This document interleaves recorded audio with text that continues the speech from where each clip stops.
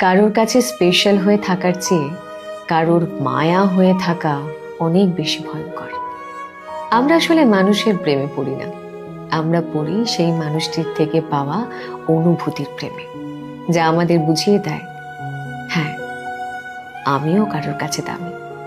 কিন্তু আসল প্রবলেমটা কোথায় জানেন তো? মানুষ যখন বদলে যায়।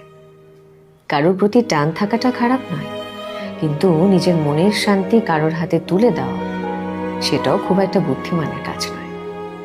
মানুষ আসে, মানুষ যায়, এটাই পৃথিবীর নিয়ম। তাই কারোর অভ্যেস হয়ে উঠুন, কিন্তু তার ওপর এতটাও নির্ভরশীল হয়ে পড়বেন না যাতে আপনার নিজের অস্তিত্ব হারিয়ে যায়। দিন শেষে আপনার আপনি ছাড়া কিন্তু আর কেউ নেই। কারোর কাছে স্পেশাল হয়ে থাকার চেয়ে কারোর মায়া হয়ে থাকা অনেক বেশি ভয়ঙ্কর।